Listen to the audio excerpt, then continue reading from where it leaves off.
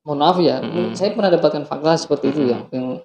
yang sudah hijrah lagi, sudah Mhm. hijrah, kemudian ikhwannya juga hijrah gitu kan. Mhm. Ini kan Pacaran. yang pacarannya konteksnya orang pacaran Islami gitu ya. Nah, Gagal. gimana kira-kira pandangan ITB nih? Apakah yang seperti ini nih juga jadi target ITB ya? Heeh. Gimana Ustaz? Jadi Pak, Indonesia tanpa pacaran itu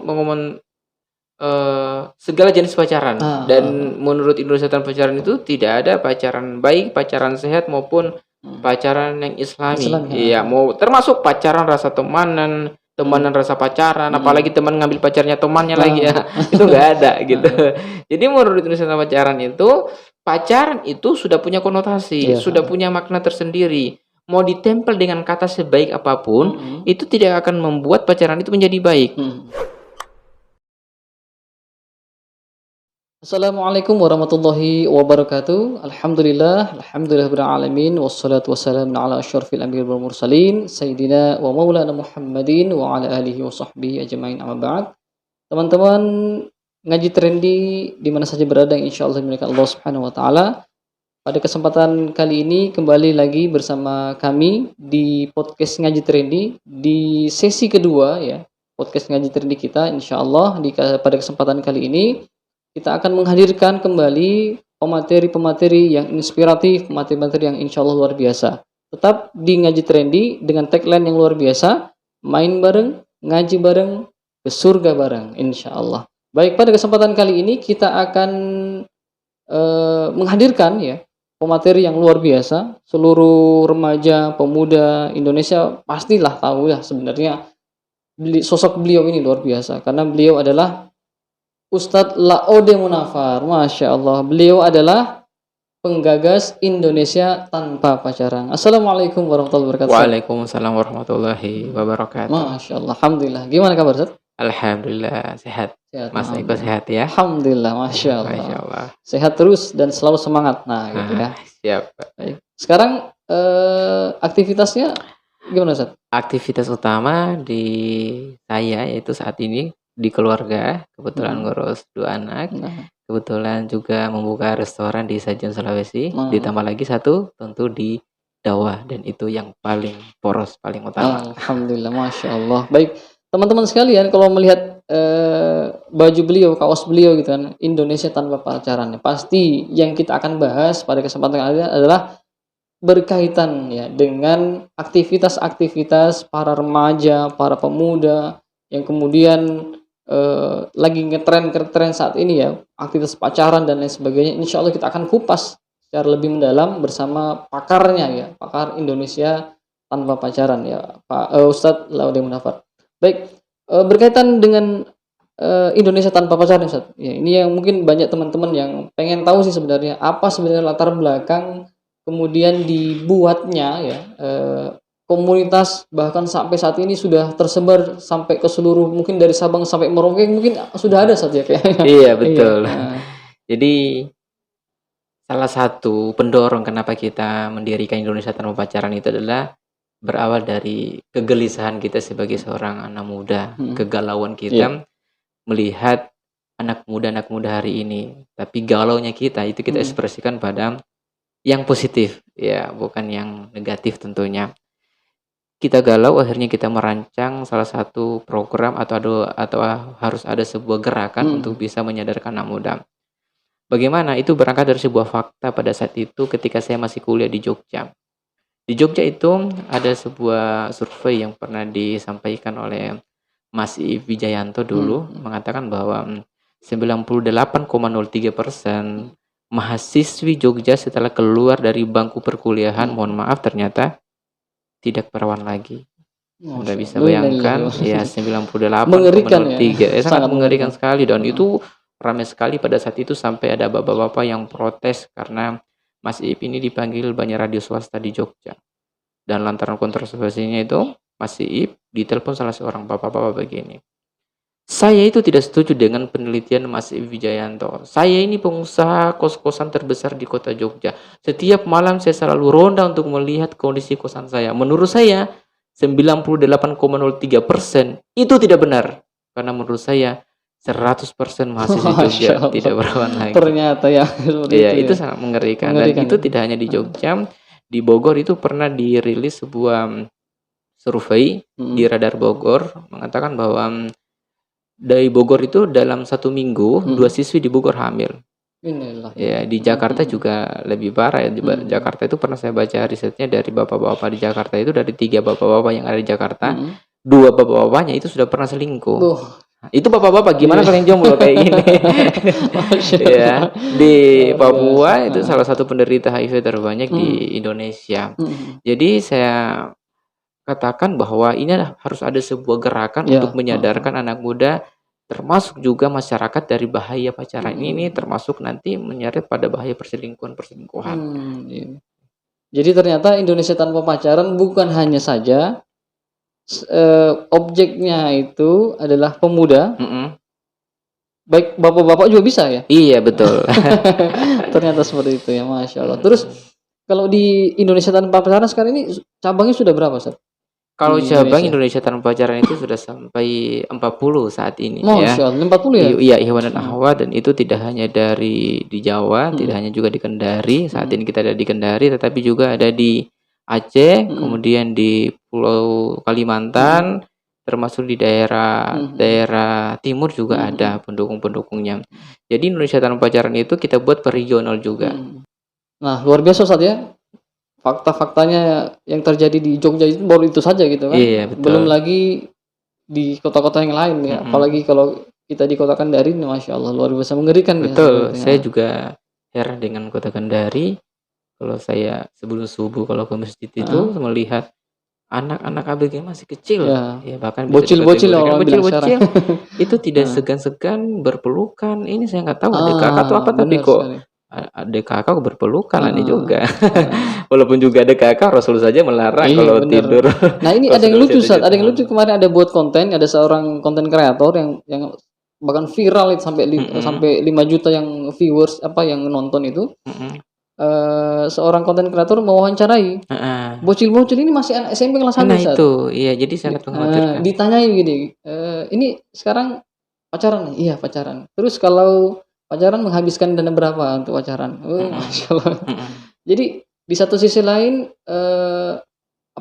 ada lucu ya, ada humor di situ, ada yang sesuatu hal yang memang mungkin bagi netizen Indonesia itu mungkin hal yang lucu lah gitu, anak-anak bocil-bocil sudah pacaran gitu. Tapi bagi kita yang muslim gitu kan, wah ini miris gini kan, melihat anak-anak kondisi seperti itu yang mereka masih kecil, yang harusnya fokus pada belajar gitu kan, masih fokus harus membantu orang tua, ya ini sudah mulai pacaran gitu kan. Nah gimana kira-kira saat ini menurutnya tuh? Jadi betul, jadi masalah pacaran saat ini itu tidak hanya menyerang anak muda usia di atas 20 tahun.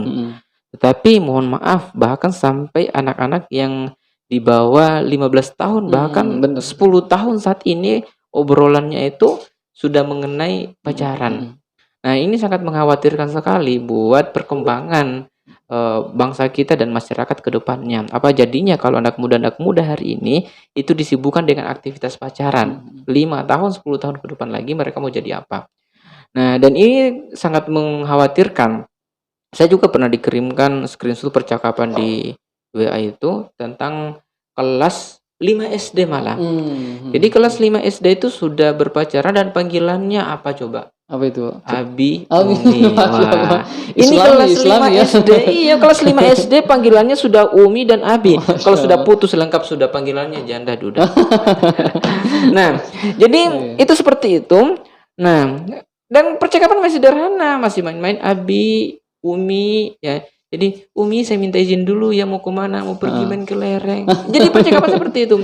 Jadi ini sudah sangat mengkhawatirkan sekali. Nah, ini yang saya katakan bahwa ternyata pergaulan bebas hari ini ya, dan lebih khusus pacaran itu tidak hanya menyerang yang sudah muda-muda, tetapi anak-anak. Bahkan kasus masalah percintaan ini itu juga menyerang bapak-bapak.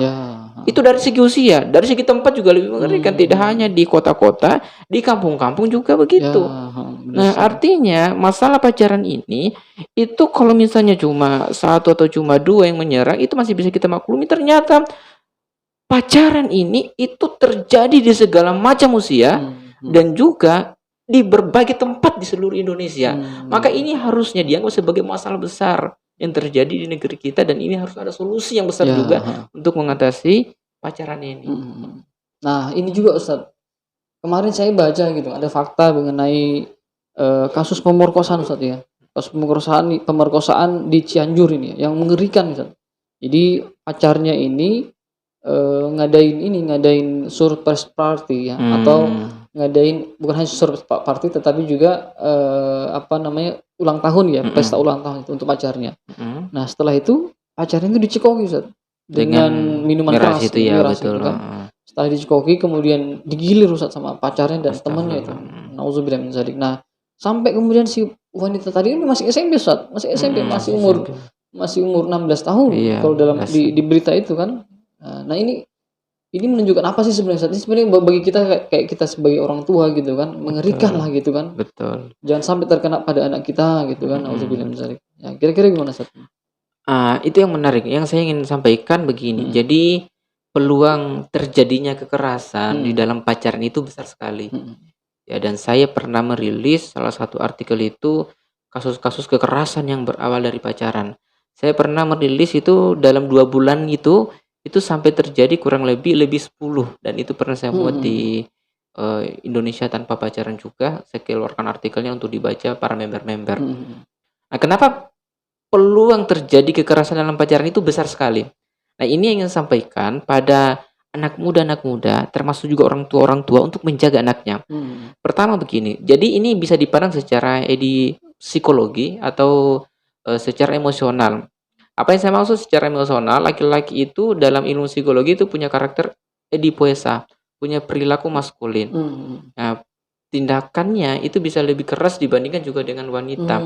Iya. Kalau laki-laki punya keinginan terhadap wanita, tapi kalau misalnya wanitanya itu tidak mau, jika dengan cara baik-baik tidak bisa, maka bisa menggunakan cara lain yang lebih keras. Maka pernah kasus di Tangerang dimasukkan ke gang pacul dari kemaluannya, mohon maaf, sampai tembus di paru-parunya. Di Pekanbaru dulu itu ada kasus, ya pacarnya nggak diajak berhubungan badan, nggak mau, akhirnya diikat kemudian dibakar hidup-hidup. Ya, dan tindakan pembunuhan dalam pacaran itu kejam. Ya, pasti kejam. Ya, jarang yang biasa-biasa saja, belum lagi kekerasan yang lain ya. Jadi itu selalu parah. Kenapa? Karena secara emosional tadi. Ya, kalau dalam pernikahan nggak akan seperti itu, karena seorang suami dan istri pasti paham hak dan kewajibannya gitu. Jadi nggak bisa dibandingkan. Oh, kalau begitu sama juga terjadi dengan pernikahan, nggak bisa, karena pernikahan itu ada hak dan kewajiban yang harus dipahami. Yang kedua, ya kenapa bisa berpeluang terjadi? Karena kita bisa pandang secara agama.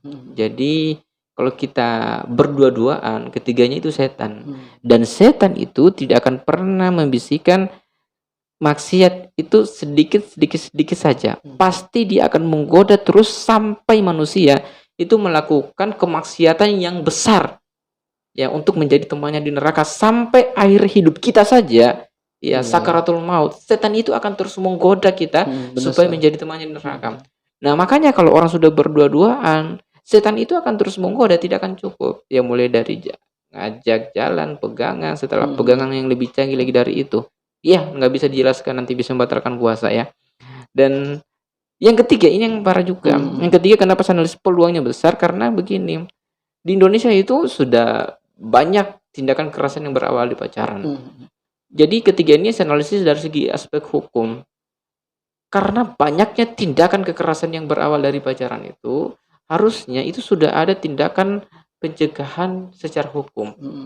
Ya, pencegahan secara hukum maksudnya adalah kalau kita melihat ada orang yang berpacaran, harusnya misalnya di daerah-daerah taman kota di mana-mana Satpol PP datang gitu. Polisi misalnya melarang. Tapi sampai saat ini itu tidak ada tindakan pencegahan, padahal di dalam pacaran itu sudah membuka pintu kekerasan, pintu kriminalitas yang banyak. Ya.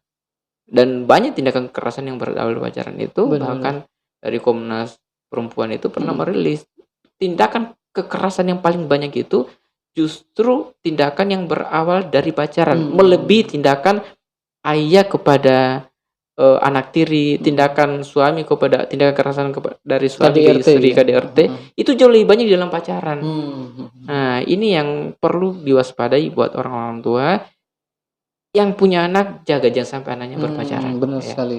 Belum pacaran, belum menikah aja sudah kekerasan ya. Betul. Gimana kalau sudah menikah gitu kan? Iya. Nah ini ada psikolog ya, para psikolog itu sudah pernah merilis sebuah data yang mengerikan sih sebenarnya, yakni di zaman saat ini ya, di zaman saat ini tuh gaya pacaran anak zaman sekarang sudah nggak beres lagi Ustaz, ya. Macam-macam gayanya gitu kan. Ada yang kayak antum sampaikan tadi bahwa gayanya itu ya panggil ayah bunda, abi Betul. umi gitu kan. Kemudian secara terang-terangan nembak pacarnya di sekolah, masih anak SD, masih pakai Betul. SD gitu kan. Kemudian boncengan itu kan, ada pernah yang lucu sih sebenarnya kalau dalam netizen, kalau kita baca-baca netizen Indonesia itu sorotan ada anak laki-laki ya lagi bawa motor, di belakang ada perempuan masih kecil, bocil saat ini, masih bocil ini. Kemudian mereka berpelukan gitu. Kerajinan tangan. Berpelukan gitu kan. Jadi kalau menggunakan kacamata sekuler, wah itu dia romantis ya, bibit-bibit unggul gitu kan. Nah, padahal bagi kita ya nauzubillah min dzalik gitu kan. Iya, jijik gitu. Jijik ya.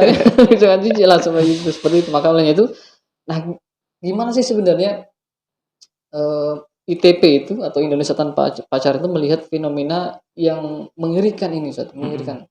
Secara luas ya, mulai dari Sabang sampai Merauke ini sudah sangat banyak. Apalagi kemarin itu ya ada ITP, saya pernah dengar, baca juga ya, diwawancarai sama ini kan, BBC Inggris, Australia. Nah, gimana sampai luar biasa itu.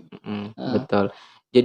Betul tadi. Jadi salah satu pendorong gerakan Indonesia Tanpa Pacaran itu berdiri karena begini, dari masa ke masa tindakan pacaran itu makin mengerikan. Makin mengerikan. Coba kita lihat atau kita tanya pada orang tua kita dulu bagaimana pacarannya dulu. Jadi saya pernah bertanya kepada bapak saya dulu, Pak, kamu gimana pacarannya dulu? Kata bapak saya, dulu waktu saya pacaran, saya pergi ke rumah ibumu itu dikunci dalam kamar. Yang bertemu dengan saya itu adalah kakekmu. Jadi pada saat itu saya pacaran, kata bapak saya, itu KCB, katakan cinta pada bapaknya. Wah, canggih juga kata bapak saya. Nah, kalau kakak kita itu pacarnya beda lagi. Jadi dari masa ke masa ya, bapak saya punya anak, kakak saya itu yang rata-rata perempuan, saya masih ingat, kalau mereka pacaran itu beda. Caranya gimana?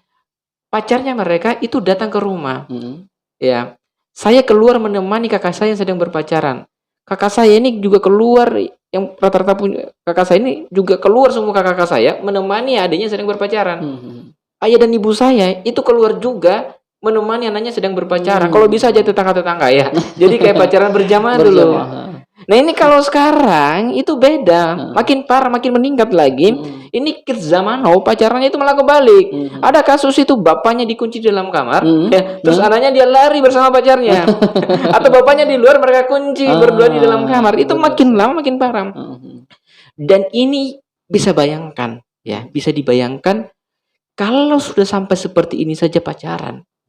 Bagaimana kalau 5 tahun ke depan? Ya, 10 tahun ke depannya. Dan sekarang ini saja itu sudah tidak malu-malu berpelukan di depan umum, kerajinan tangan di depan umum dan sebagainya. Itu sudah sangat mengerikan sekali. Makanya ini kalau terus dibiarkan, ya, maka makin lama pacaran ini itu percaya makin rusak. Kalau hari ini mungkin pacarannya paling 3 bulan, bisa jadi pacarannya cinta 1 malam gitu ya. Ya, kalau pacarannya mungkin hari ini satu-satu saja, mungkin kedepannya 1 bisa banding langsung 2 saja atau langsung 3 saja. Dan itu bisa lebih parah. Kenapa? Teorinya begini. Di dalam pacaran itu tidak ada standar aturan bakunya. Standar aturan baku artinya bagaimana aturan-aturan di dalam berpacaran itu. Kenapa nggak ada aturannya? Karena nggak ada sumber aturan yang dipegang. Beda dengan dalam pernikahan. Pernikahan itu ada aturan-aturan yang harus kita pahami. Bahkan setelah kita akad nikah ada dibacakan oleh KUA gitu ya. Atau misalnya dalam Islam itu ada hak dan kewajibannya. Jadi kita tahu mana haknya suami, kewajibannya suami, mana haknya istri, mana kewajibannya istri. Di dalam pacaran itu nggak ada hak dan kewajiban, nggak ada aturan-aturan. Maka kalau orang itu biasanya tidak ada aturan, yang terjadi apa? Bikin aturan sendiri. Ya, diekspresi sesuai dengan akalnya dia dan didorong sama hawa nafsunya. Kalau hawa nafsu yang mendorong dia, maka tingkah lakunya itu bisa melebihi, mohon maaf, dalam dunia yang berkaki 4. Nah, itu yang saya katakan. Iya, benar sekali. Ya, begitu. Nah, olehnya itu apa namanya? Kalau kita melihat ya, generasi yang pacaran, rata-rata pacaran itu kan kaum muslim ini Ustaz ya. Iya, Rata-rata betul. kebanyakan kaum muslim. Ini Iya. kita sayangkan pakai kerudung ya. Hmm. Ada yang bahkan jilbaban Ustaz ya. Jilbaban. Alhamdulillah. Iya, bahkan ada yang mohon maaf ya, Mm-mm. saya pernah dapatkan fakta seperti itu Mm-mm. yang sudah hijrah lagi, sudah hijrah, kemudian ikhwannya juga hijrah gitu kan. Mm-mm. Ini kan Pacaran. yang pacarannya konteksnya orang pacaran Islami gitu ya. Nah, Gitu. gimana kira-kira pandangan ITP nih? Apakah yang seperti ini nih juga jadi target ITP ya? Gimana Ustaz? Jadi Pak, Indonesia tanpa pacaran itu mengumumkan segala jenis pacaran, dan menurut Indonesia tanpa pacaran itu tidak ada pacaran baik, pacaran sehat maupun pacaran yang Islami. Iya, mau termasuk pacaran rasa temanan rasa pacaran, apalagi teman ngambil pacarnya temannya lagi ya. Itu nggak ada gitu. Jadi menurut Indonesia tanpa pacaran itu sudah punya konotasi, sudah punya makna tersendiri. Mau ditempel dengan kata sebaik apapun, itu tidak akan membuat pacaran itu menjadi baik. Ya, justru ini mengotori kata yang baik tadi. Pacaran sehat. Bagaimana pacaran sehat? Ya, pacaran itu sudah rusak, sudah jelek, mau ditambah dengan kata yang baik sehat, nggak akan bisa. Ya, atau pacaran Islami. Pacaran itu jelek, ditempel dengan kata Islami, justru mengotori kata Islaminya gitu. Iya. Ya, jadi kenapa nggak ada seperti itu? Pertama tadi, pacaran itu sudah punya konotasi jelek. Ya, jadi mau dipermak sebaik apapun itu nggak akan bisa membuat pacaran itu jadi baik. Ya, sudah punya makna tersendiri. Ya, sama halnya babi. Babi itu kalau sudah haram, mau dimakan untuk berbuka puasa pun ya tetap haram gitu. Betul. Kalau bagi muslim, ya. Termasuk misalnya kalau misalnya yang lain, kalau babi mau diganti kakinya jadi sapi ya tetap nggak bisa gitu, tetap haram. Nah, artinya apa? Memang pacaran itu sudah ada makna tersendiri. Ya, jadi yaitu pada tindakan keharamannya tadi. Yang kedua, pacaran itu begini. Jadi pacaran itu kan kalau dia Islam, berarti kan sumber referensinya itu harus dari syariat Islam. Ya, Quran kalau dan Sunnah. Quran dan Sunnah. Nah, tapi kalau di dalam pacaran, ya ada nggak dalil, ada nggak Sunda atau misalnya dari hadis atau ijma sahabat dan sebagainya yang membolehkan pacaran itu? Nggak ada. Jadi nggak ada aturan standar baiknya pacaran itu. Nah, karena nggak ada standar baiknya tadi itu, di situ telah bahayanya tadi. Ya, buat aturan-aturan sendiri yang berefek pada masalah-masalah negatif yang tadi, kekerasan, kriminal dan sebagainya. Iya, benar sekali. Nah, ini sebenarnya kalau kita melihat konotasi pacaran yang terjadi di fakta pacaran ya yang terjadi di Indonesia pada umumnya itu kan, itu kalau kita melihat sebenarnya betul yang disampaikan antum tadi bahwa mereka buat aturan sendiri gitu kan. Betul. Sementara kalau dalam agama Islam, dalam syariat Islam itu tidak ada sebenarnya sih seperti itu kan pacaran maksudnya dalam konteks yang haram ya sebelum nikah itu kan. Nah, berarti kalau dalam Islam solusinya kira-kira gimana Ustaz untuk menangani ke semua hal tersebut? Nah, pertama kalau dalam Islam sebenarnya sederhana saja. Dalam Islam itu kalau kita belum sanggup berarti berpuasa. Berpuasa berarti jomblo. Ya. Jadi kalau nggak sanggup ya sudah sabar, puasa saja dulu, jomblo saja dulu. Nggak usah terburu-buru. Ada namanya itu jomblo fisabilillah. Ya, jomblo fisabilillah. Kayak yang sebelah ini. Sambil meningkatkan kualitas diri, berprestasi di pendidikannya misalnya, atau berbisnis, atau meningkatkan pemahaman agamanya, belajar ilmu agama, meningkatkan hafalannya dan sebagainya. Begitu. Jadi kalau belum sanggup ya sudah, nggak usah dulu. Tapi kalau sudah sanggup jalannya apa? Nikah. Nah, jadi kita Indonesia tanpa pacaran itu bukan berarti ya sudah nikah saja. Enggak, Indonesia tanpa pacaran itu memberikan solusi begini. Kalau belum sanggup ya sudah jomblo, kalau sudah sanggup berarti nikah. Nah, itu cuma dua pilihannya. Beda dengan solusi yang lain-lain yang tidak di luar Islam. Ya, kalau di luar Islam itu banyak pilihannya. Ada teman rasa pacaran rasa temanan tadi, pacarnya ngambil teman pacarnya lagi, pacaran Islami, pacaran sehat dan sebagainya. Jadi bagaikan makanan, kalau di luar Islam itu banyak, tapi rasanya itu pahit semua. Tapi kalau di dalam Islam pilihannya itu biasanya nggak banyak-banyak tapi rasanya enak semua. Kalau sudah siap ya sudah menikah, kalau belum siap ya sudah jomblo. Semuanya enak. Mau jomblo enak, mau nikah Nah, jauh lebih enak gitu ya Jomblo ya. Nah, jadi para pemirsa sekalian, di belakang kita ini para editor ya, para kru-kru ini ya pada ya, Mm, ada yang jomblo ya. iya. Ya, pada nonton insyaallah mudah-mudahan konten kita ya tayang kita pada kesempatan kali ini mudah-mudahan dapat manfaatnya seperti itu. Nah, terakhir Ustaz. Ya. Nah, kita ini mungkin apa namanya berkaitan dengan ITP ya ataupun berkaitan dengan para remaja-remaja di luar lah seperti itu ya. Mm-mm.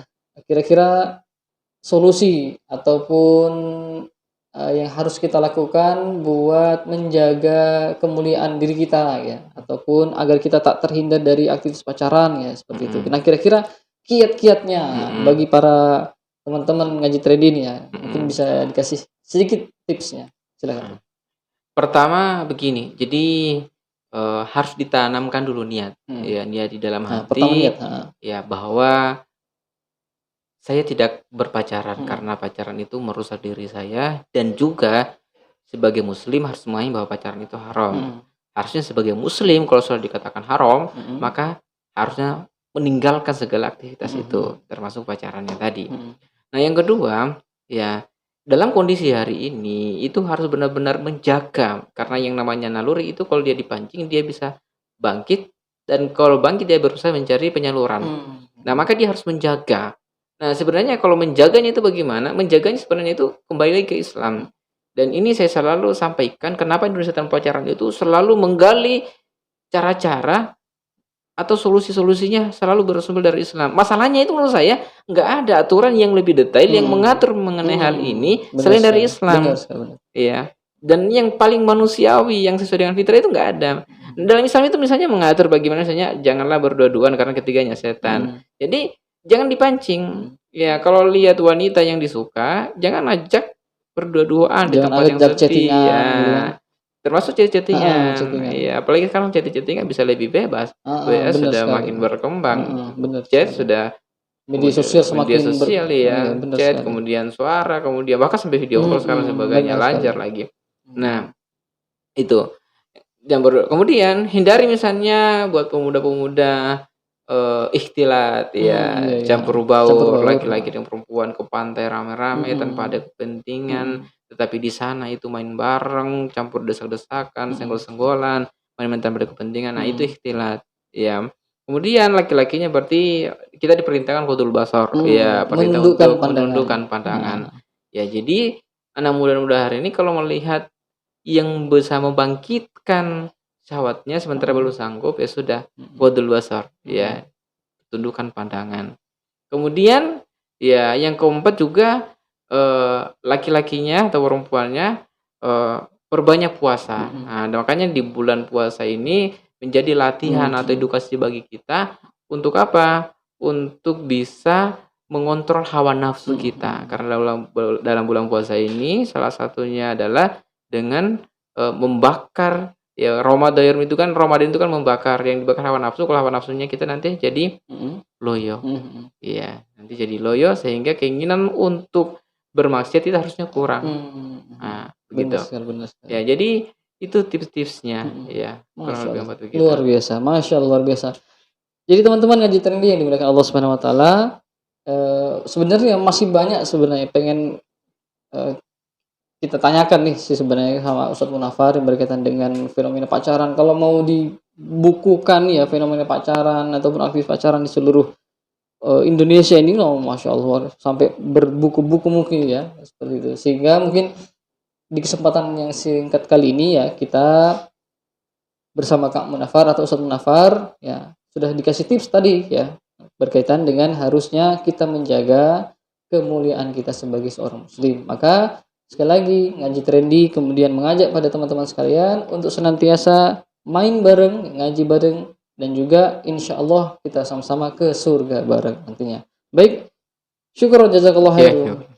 Luar biasa. Terima kasih Ustadz Munafar. Insya Allah mungkin nanti ke depannya ngaji trendy dan Indonesia Tanpa Pacaran bisa kolaborasi ya. Siap. Kolaborasi bikin agenda yang insya Allah mudah-mudahan jadi agenda yang spektakuler ya di kota-kota di seluruh Indonesia gitu ya. Insya Allah. Baik, jazakallah khair.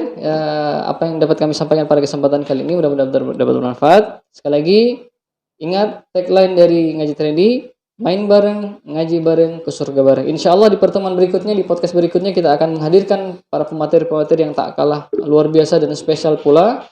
Yang insya Allah tetap pantengin dan tetap like, share dan subscribe ya akun YouTube dari Ngaji Trendy. Kami seluruh kru ya yang bertugas pada kesempatan kali ini mohon undur diri ya. Insya Allah kita akan ketemu di podcast Ngaji Trendy berikutnya. Subhanakallahumma wa bihamdika asyhadu an la ilaha illa anta astaghfiruka wa atubu ilaik. Assalamualaikum warahmatullahi wabarakatuh.